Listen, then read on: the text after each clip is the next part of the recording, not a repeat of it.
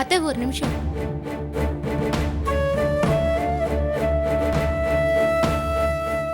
அத்தை கோவிலுக்கு தானே போறீங்க, நானும் உங்க கூட வரட்டுமா?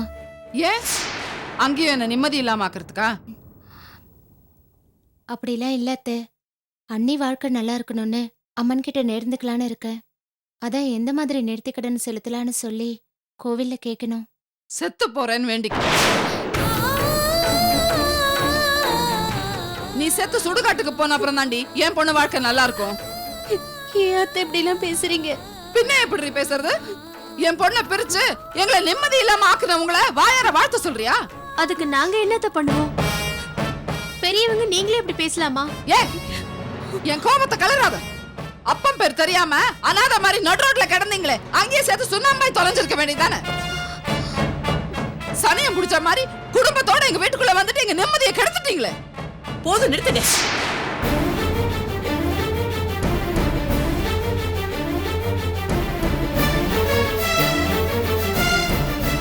நாங்களும் பொறுத்து போறோம், நீங்க பாட்டு பேசிக்கிட்டே இருக்கீங்க. நாங்களும் அவங்க நிம்மதியை கெடுத்தோம். வேற யாரு கெடுத்தா? உங்க பையன் அந்த மாதவி பின்னாடி சுத்த போய் தானே எல்லாம் கெட்டு குட்டி சவர நாசமா போச்சு. ஓஹோ, மனோகரை பத்தி தெரிஞ்சுதானே உங்க பொண்ணை கொடுத்தீங்க.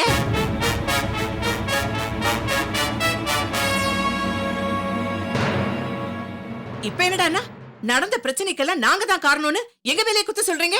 அப்படிதான் சொல்லுவேன். உங்க பையன் என்ன ஒழுங்காவா இருந்தா தாலி கட்டின பொண்டாட்டிக்கு விசுவாசமா இல்லாம அந்த கள்ளக்காதலை மாதவியை ஹனிமூன் கூட்டிட்டு போய் அங்க அவளோட கூத்தடிச்சிட்டுல இருந்தா. அது உங்க பொண்ணு அருணா சொன்னது. என் பையன் அப்படி பண்றவன் இல்ல.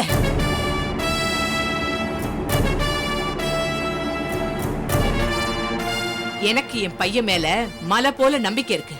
ஒரு காலத்துல அவன் மாதவியை விரும்பினவன் தான். ஆனா அருணா கழுத்துல தாலியை கட்டினதுக்கு அப்புறமா அவன் நிச்சயமா தடமாறி போனதில்ல, போயிருக்கவும் மாட்டான். அருணா தான் விஷயங்களை தவறா புரிஞ்சுக்கிட்டு விவாகரத்து வரைக்கும் கொண்டு வந்துட்டா. ஓஹோ, அப்ப தப்பெல்லாம் என் பொண்ணு மேலதான் சொல்றீங்களா? நீங்க அப்படி நினைச்சுக்கிட்டா அதுக்கு நான் என்ன பண்ண முடியும்? இங்க பாருங்க, ஏன் பையனா விவாகரத்து கூடன்னு கேட்டான்.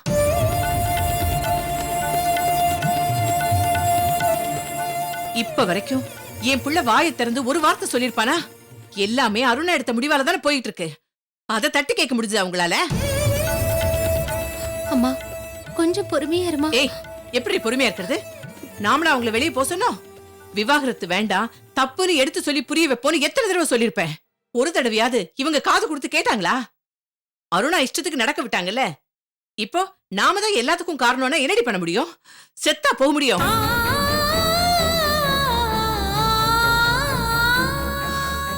இங்க பாருங்க, உங்கள மாதிரி எடுத்ததுக்கெல்லாம் மத்தவங்களை குறை சொல்லி பேசிட்டு இருக்க என்னால முடியாது.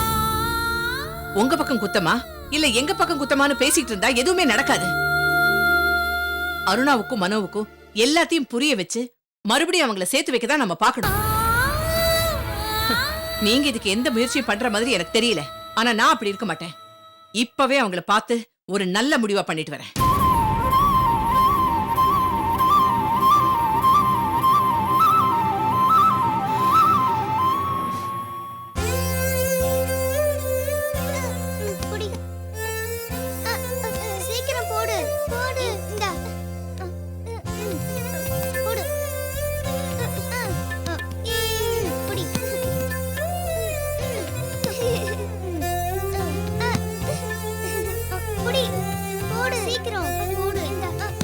ஏய்,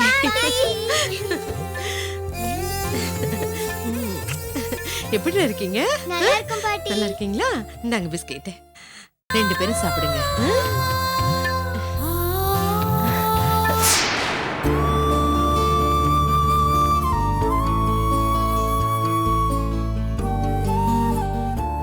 அம்மா இங்கடா உள்ள இருக்காங்க பாட்டி.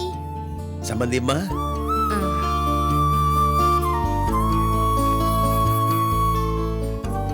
நீங்க போய் சாப்பிடுங்க.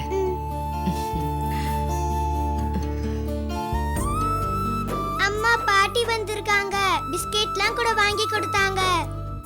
அங்க போய் உட்காந்து சாப்பிடுங்க.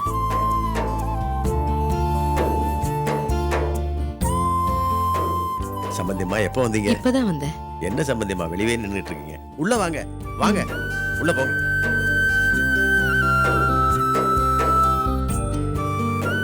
கோகிலா, மாமா எங்க போற? காப்பி போட. வேண்டாம், வா.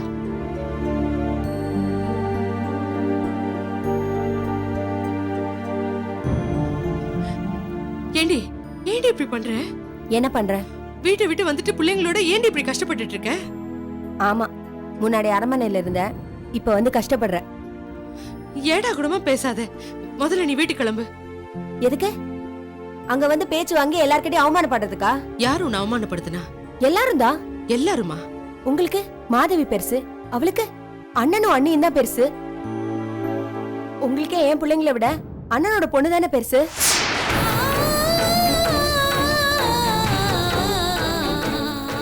ஏய், ஏன்டி இப்படி பேசுற? நான் எல்லாரையும் விட உன்னை பத்தி தான் ரொம்ப கவலைப்படுறேன். மாதவியும் உனக்கும் உன் பிள்ளைங்களுக்கும் செய்யணும் தாண்டி நினைக்கிறா. அதை ஏண்டி நீ புரிஞ்சுக்க மாட்டேங்கிற? தெரியும், எல்லார பத்தியும் தெரியும். பெத்த தாயா இருந்தாலும் கூட பிறந்தவங்களா இருந்தாலும் சரி, காசு பணம் இருந்தாதான் மதிப்பாங்க. ஏய், யார பத்தி இப்படி எல்லாம் பேசிட்டு இருக்க? சம்பந்தியம்மா, கோகிலா ஏதோ மன கஷ்டத்துல பேசிட்டு இருக்கா. என்னங்க மன கஷ்டம்? எனக்கு இல்லாததா? பெத்த பொண்ணு வெளியில போய் எப்படி எல்லாம் கஷ்டப்படுறாளோன்னு மனசு நொந்து போய் வந்திருக்கேன். எப்படி எல்லாம் பேசுனா பாருங்க. விடுங்க சம்பந்தியம்மா, உங்களுக்கு தான் கோகிலா பத்தி நல்லா தெரியுமே.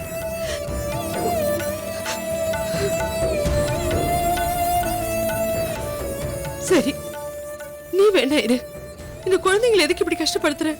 நான் கூட்டிட்டு போறேன். என் பிள்ளைங்களை பாத்துக்க எனக்கு தெரியும். பாத்தீங்களா எப்படி பேசுறான்னு? இத பாரு, நீ உன் தாயை பத்தி என்ன நினைச்சிட்டு இருக்கியோ எனக்கு தெரியாது. ஆனா உன் மேல நான் உயிரே வச்சிட்டு இருக்கேன்டி.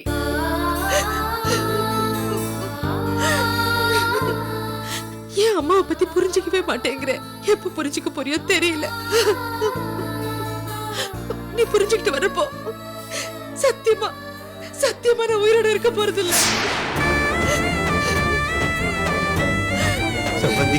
சம்பந்தியம்மா, நில்லுங்கம்மா.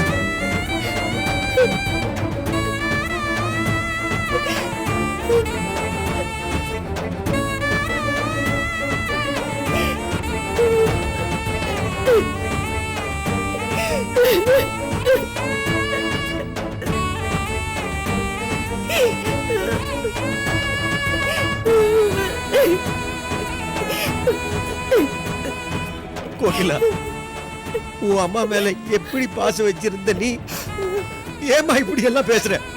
ஏன்? நான் உங்ககிட்ட இப்படி பேசலன்னா அவங்க என்ன இங்க விட்டுட்டு போயிருப்பாங்களா?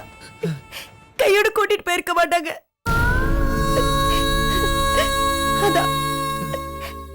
அதான் மனச கல்லாக்கிட்டு நான் அப்படி பேசினேன்.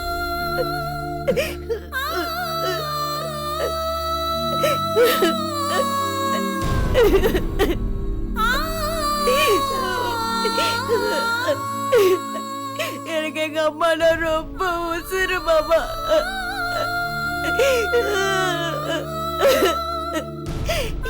எனக்கு இப்படி பேசுறது தர வேற வழி தெரியல மாமா.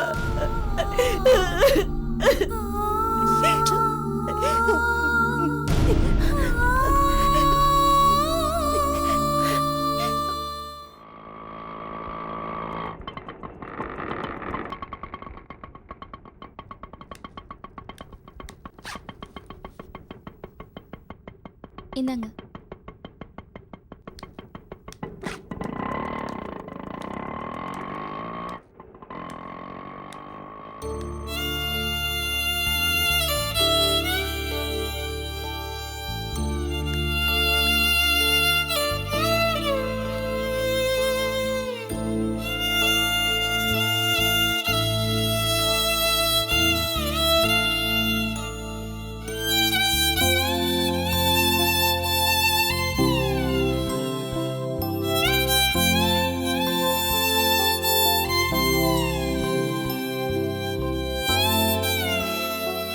அருணா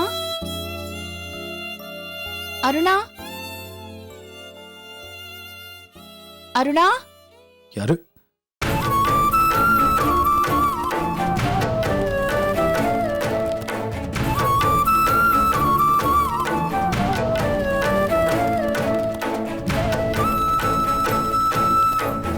மாதவி, வா மாதவி.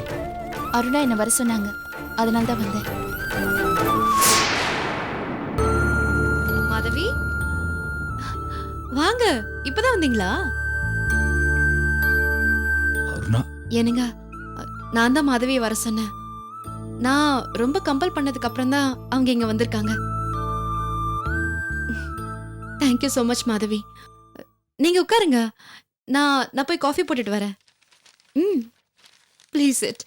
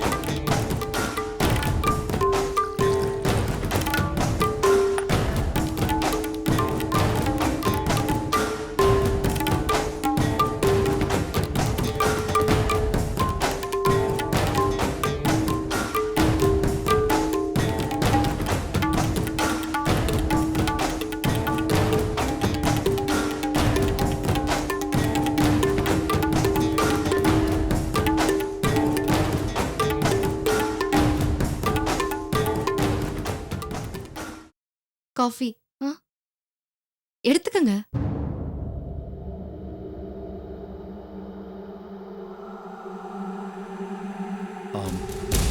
மாதவி டீ தான் சாப்பிடுவா.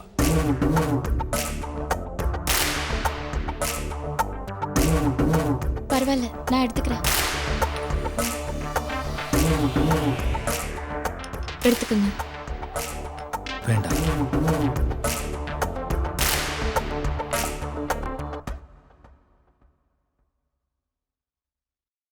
மாதவி எவ்வளவு கஷ்டங்களை தாங்கினவங்க, எவ்வளவு பிரச்சனைகளை சமாளிச்சவங்க.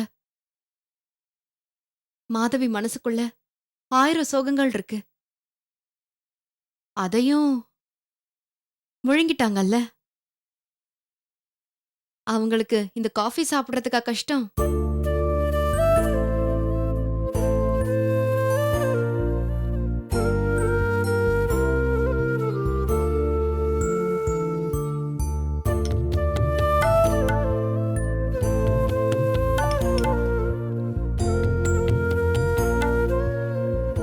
மாதவி, நான் ஒன்னு சொன்னா தட்ட மாட்டீங்களே? கொஞ்சம் வாங்க, நான் உங்ககிட்ட பேசணும்.